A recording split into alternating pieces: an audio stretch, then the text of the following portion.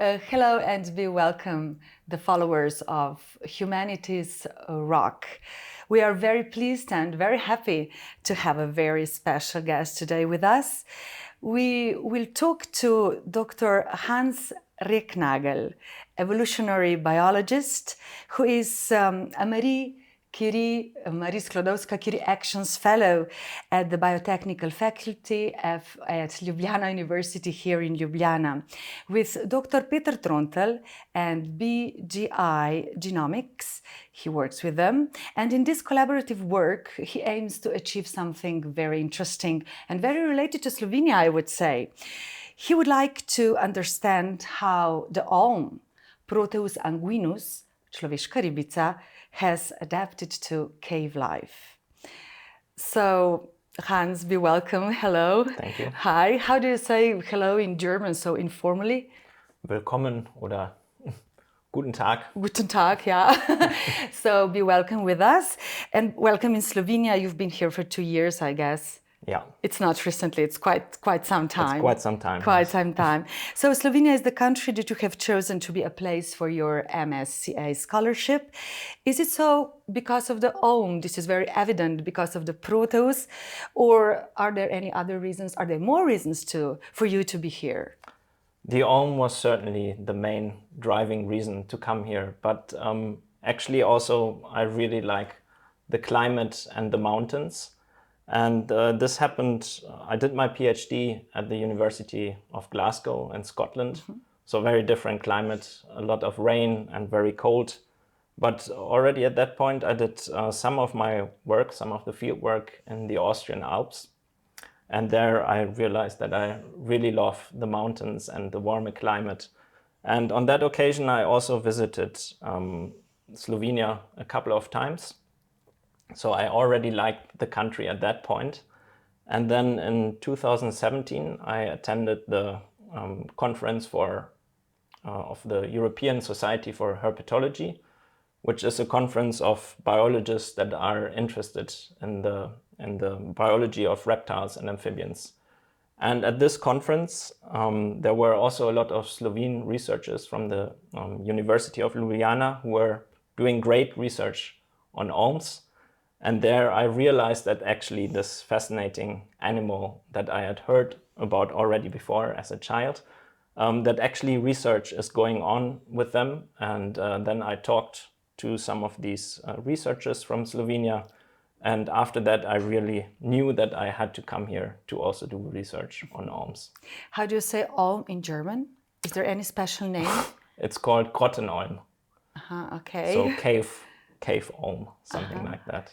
And your profession, let's say, your education, your formation is evolutionary biologist. In short, what does it mean actually? What's your field of interest? So that actually also kind of goes back to my childhood and how I got to know the olm or animals in general.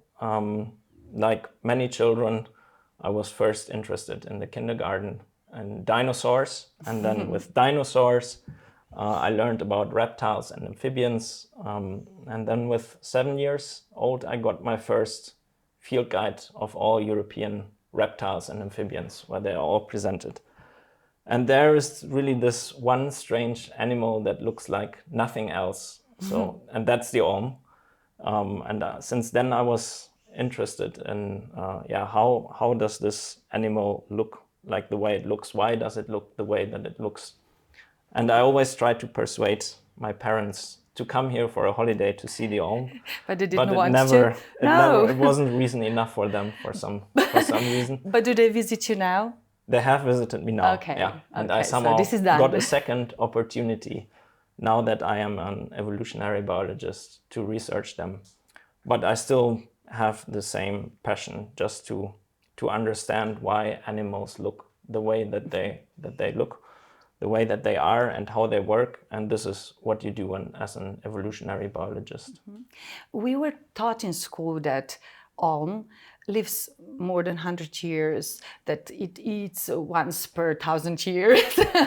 There are very, very much, a lot of fascinating facts about it.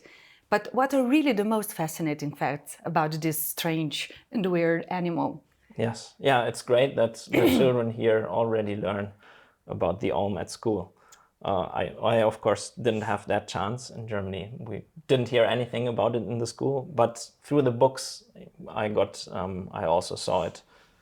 And for evolutionary biologists, it's really interesting. In one way, it looks very special, but in a different way, it's really representative of a whole range of animals that went into caves and adapted to cave life. It has these traits: the loss of its eyes, the loss of pigmentation, that it gets really old, it slows down its metabolism, and also the reduction or elongation of limbs. And these are traits that evolved repeatedly in different animal groups. So the olm is kind of representative for many other animals that also look kind of similar or have these similar traits. And then the olm is also special in the respect that there is, apart from this white olm that everyone probably knows, here in Slovenia, there is the black olm. And this is a form that still has retained its eyes. It still has pigmentation. The limbs are much shorter than the olms that are these typical cave forms. So we can now compare what is really different between the black olm and the white olm in terms of its genetics. And then we can find out what are the genes that decide, okay, I am going to lose my pigmentation and my eyes and get longer limbs because that's more useful in a cave. Should Slovenia be more proud of its Proteus? In my Because opinion, it is an endemic species, isn't it? it's Only we have it. it's an endemic species and actually in the Balkans, because and these are, maybe we will talk about this also later, it's actually not just one form of olms. There are 9 different lineages that are not described as different species yet, but that very much look like different species. And actually just Slovenia has 5 different of them. And then there is a part in northwestern Italy where the olm also occurs, and then in Croatia and Bosnia as well. So it is endemic for this region, but also there is really more diversity than what we thought before. And yeah, I think that Slovenia should certainly be proud of this. So yeah. How about the reptiles? I was thinking about that people are often afraid of them. It's quite an injustice for them, isn't it? Yes, in my opinion, totally. But yeah, some people, what you don't know, you are more afraid of. But once you get to know them more closely, you kind of lose the fear, and you know how they react. You know that they only become dangerous if you behave in a wrong way towards them. So if you behave right, and if you learn a little bit about the animals, then there's really no reason to be scared. You are talking about the fear, and also Madame Curie was talking about the fear, so we should understand more to fear less.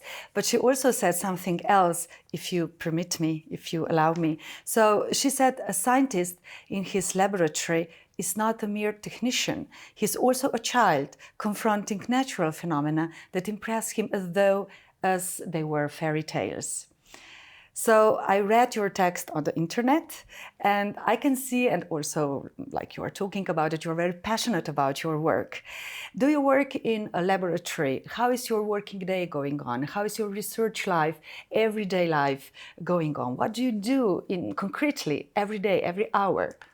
Yes, I am really passionate about this, and I think it's also great to have actually these diverse jobs in the job that I have. So a part of it is the field work. That's probably the most exciting part of the work, because we have to descend into the caves, then we have to put on our neoprene suits to snorkel in the caves to try and find and catch the animals. Then we take a swab of their DNA. And then once we have these samples, we also take a picture of the ulms. We go out of the cave again, and then the lab work starts. So with these DNA swab samples, from these swabs, we extract the DNA. And then the next challenge is the ulm has a really massive genome. It's 10 times bigger than the human genome. So it's really a challenge to assemble this genome. But this is what we are trying to do in the lab using different techniques. And then finally, the last stage is in front of the computer trying to analyze all the data. And this is, there's a lot of help also needed from other people in all of the stages. In the field work, we need experienced cavers, people that can help with descending into the caves and catching the ulms. Then in the lab, we need capable people that are able to handle this really precious DNA. And then in the analysis part, we need capable people that are able to work with such a massive genome. That is really a challenge. It's one of the largest genomes that has been sequenced so far of all animals. So it's really a challenge. So nature is your laboratory as well somehow. Yes. And when you say that you catch the ulm, that means that you touch it?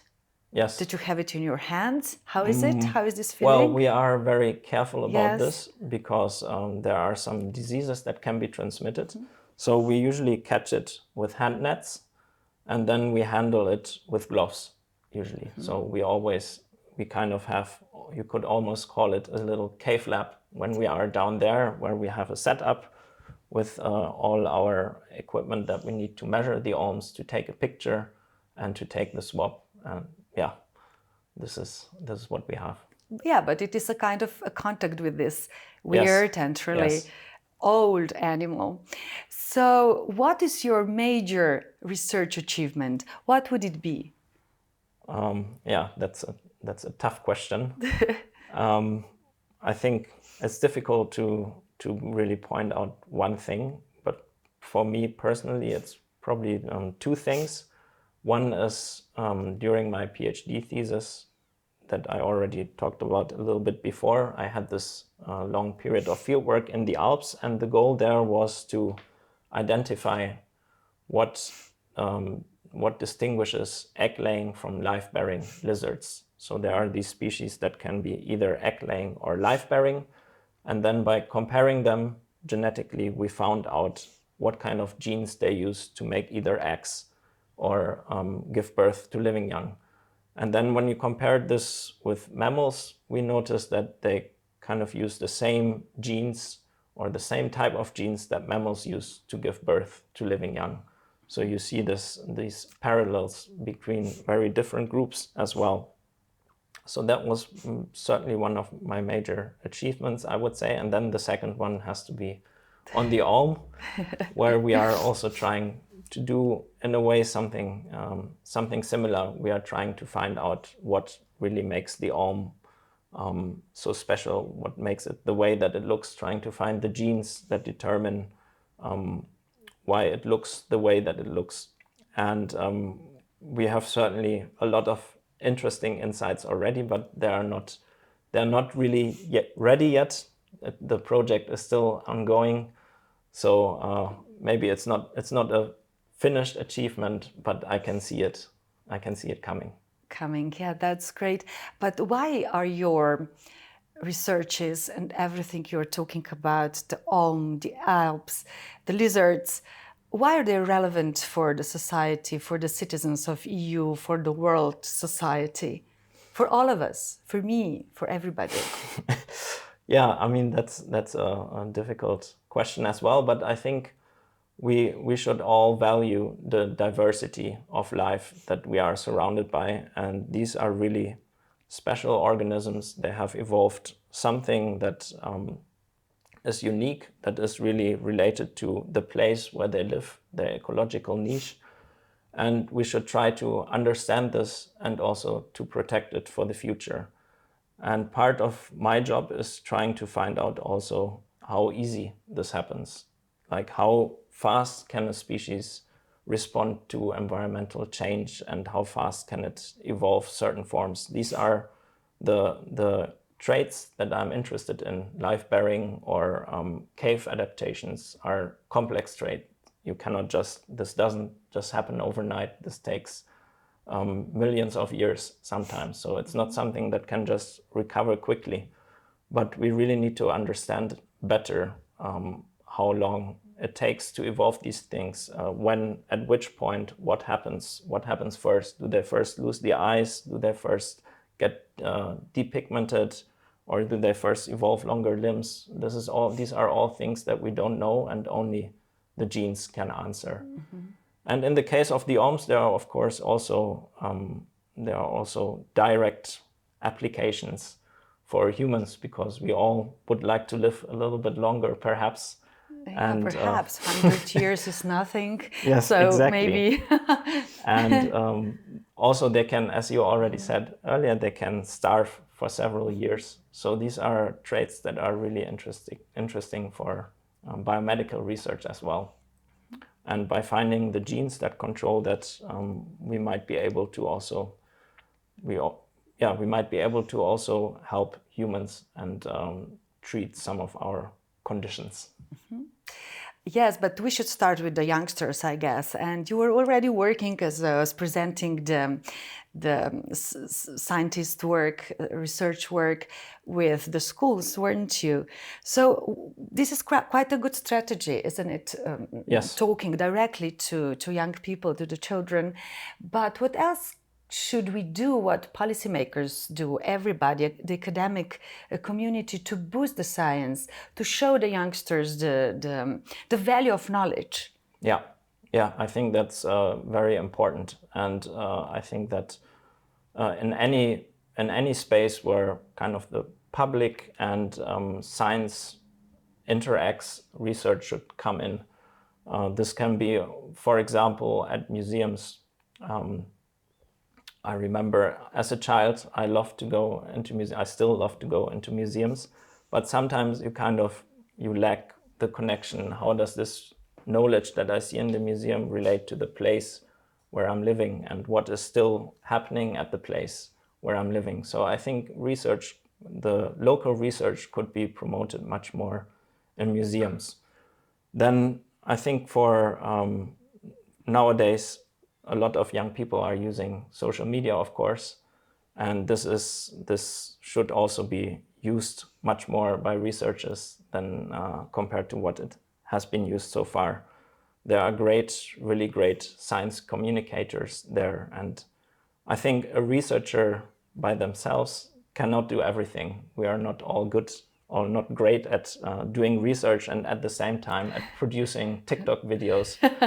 But these jobs can be done by different people, and science communicators are really great in explaining and delivering this knowledge to people. But currently I feel like there is a bit of a lack of communication, or also a reward system that works for both the researcher and the communicators, that would encourage them to talk more to each other and really present more on the internet for young people. Yeah, our interview will be on the internet, okay, so great. This is already one of the steps. How about your step tomorrow? Are you going to beneath the surface of the planet? Are you going to a cave tomorrow? No? Tomorrow will not be as exciting as that. Maybe on the weekend.